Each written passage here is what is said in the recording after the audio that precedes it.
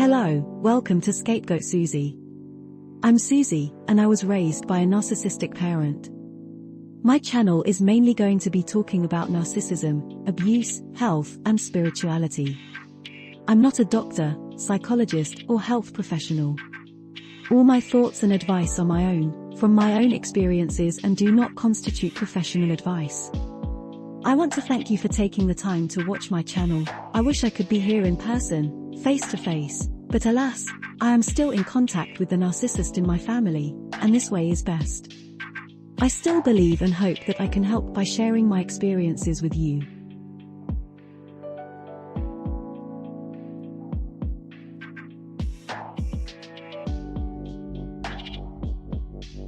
Today we are going to be talking about how to spot a narcissist. This video is the second part of a two-part series. So if you haven't watched the first part, please click on the card above to take you to part 1. Alternatively, you can click the link in the description. Let's continue with red flags number 8 to 15. Red flag number 8. They will talk a lot about themselves. Narcissists spend a lot of time talking about themselves. They will often boast or brag about either their successes or their relatives' success. This could be their children, parents, or siblings. If they are a colleague, they will often talk about how well they know their job, and often, how well they know other people's jobs. They will often try to imply they have something special about themselves that makes them better than everyone around them. They will often belittle other people in order for you to see others as less, and see them as more. Watch out for that. If you start to view others around you as less than, you have been manipulated. Red flag number 9. They will switch off if you talk about yourself. This can be contradictory behavior, because narcissists who need something from you may be extremely attentive to you when you first meet them. However, it won't be long before their eyes start to glaze over while you are talking. Even if they are secretly paying attention. Yes, my parent has zoned off while I mentioned a weakness or vulnerability, only for them to have memorized what I said, word for word, and later used it against me. So even if they appear ignorant, they may actually be listening intently, especially if you're talking about something they can later use against you. It's hard to tell whether they're ignorant because they are disinterested, or whether they just want you to think they are disinterested, to make you feel uncomfortable and unsure. Red flag number 10. They like to prove they know more than you, especially in a field you're an expert in. Social media coined the term mansplaining, but the term doesn't just apply to men.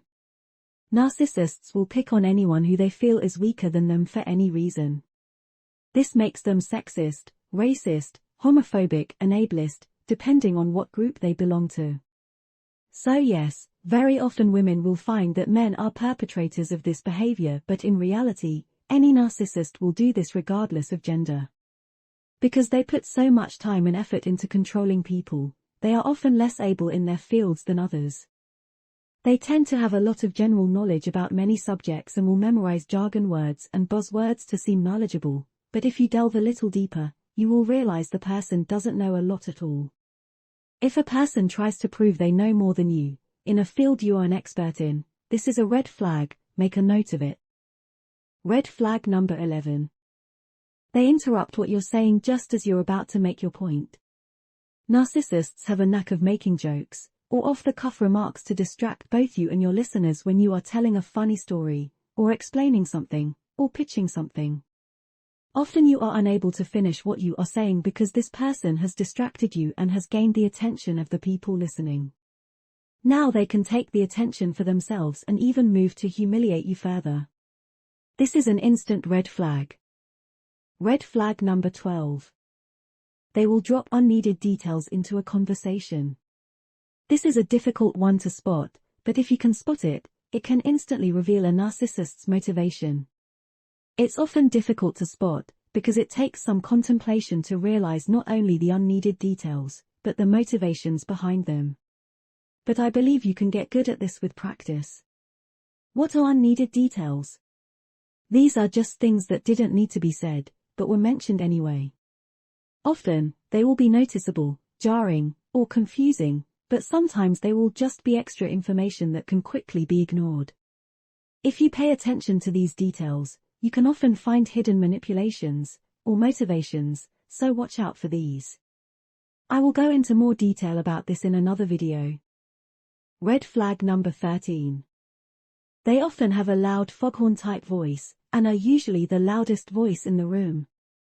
This isn't always the case, however. Some just have a very fake, condescending tone, and some, I've noticed, often women, have a fake babyish tone. Often the tone reminds me of how a school teacher speaks to a group of very young children. If you've noticed a similar tone, it's a red flag. Red flag number 14. They are the center of attention. This is why it's often better to spot a narcissist within a group. Observe them. Are they the center of attention? Do people flock around them, and do they seem to command everyone's attention? Do they seem threatened if either you or another person challenges the monopoly for attention? If they feel threatened, they may make jokes at your expense or interrupt you speaking. If so, this is a red flag.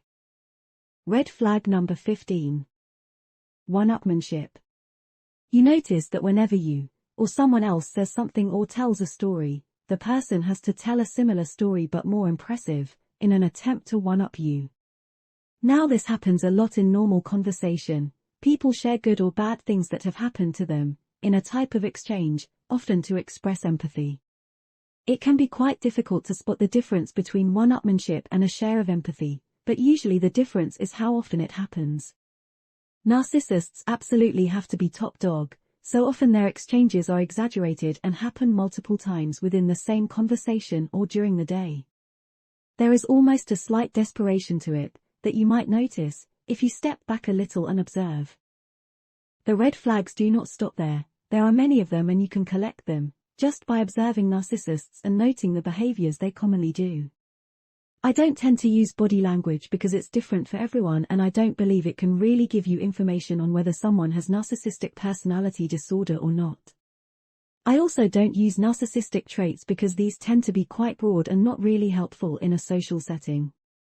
It's important to remember that these red flags are not a diagnosis. It doesn't prove someone has NPD. It's just a method to keep yourself safe.